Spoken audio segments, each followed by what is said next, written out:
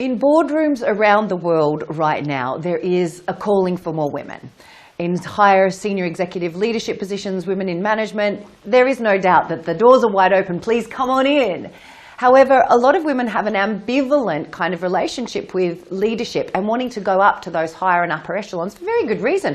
Frankly, we're burned out, it's really hard work, and it feels like we have to become someone other than ourselves to succeed at that level or to lead at that level, whether it be about success or otherwise, to have the impact, the influence we want to have. Now, one of the things we here at One of Many have noticed is that inside of our community are a lot of women who want to change their corner of the world. They want to be leaders and they want to step up to this calling that is there.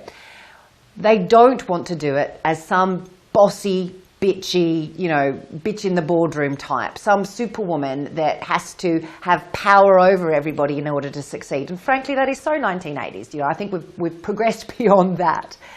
One of the big light bulb moments for our community is when we introduce them to the 5 women's power types. These are particular ways of being in the world which provide an alternative than the old superwoman that you may have been familiar with. And the one I want to talk about today, and we've got some lovely cards for each of them, is the Queen. Now, the Queen power type is the one that's perhaps most obvious in leadership. She's graceful, serene, certain of her place in the world. She really does epitomize grace and dignity.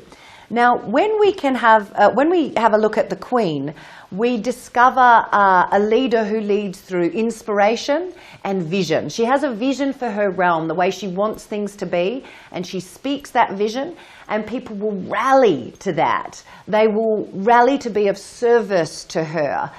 In fact, if you think about it, in times of old, people would lay down their lives for their queen. And we see that in just the same way with our clients who really tap into Queen, that their team follow them with such loyalty and service and dedication, not to the woman, but to the vision that she holds for that organization, whether that organization be a family, community organization, or anything. Now, interestingly though, one of the things, we have a profiling tool actually that you can do and find out just how much Queen you have or don't have, and the other 5 power types. And every one of these power types is on a spectrum. So let's say we're having a look at Queen here. At the top would be what we call overexpressed Queen. Now, this is something that a lot of people want to avoid. This is the tyrant, this is the bitch, this is the narcissist, the woman who actually thinks she is the center of the world, and she sees any threat to her authority as a threat to her power, and she arcs up very badly. At the other end of the spectrum, much more commonly than that pattern, we see in our community the underexpressed Queen. And the underexpressed Queen is the woman who doesn't like to make decisions. She will often abdicate responsibility to her boss, to her partner, to her parents, to somebody else to make the decisions, because she doesn't like to do that. She has very little get up and go, and she hates making decisions. She's stuck in analysis paralysis, right? Now, if you have low Queen, you can expect to experience those things. If you have high Queen, you can expect to experience those. Where we want to have you is somewhere in the middle here, where you are experiencing what we call a nice balanced Queen. You've got ready access to her, but you also have ready access to the other power types, so she's not overdoing it. And balanced Queen is the place to come from to be able to inspire people to help you, to participate with you towards the vision that you have for your organization without you having to do it all. Most of us think that if we're going to step up to leadership, that if we're going to perform at a higher level inside of our organization, that means we're going to have to work harder, longer, and do even more. That is a recipe for unsustainable promotion, unsustainable leadership.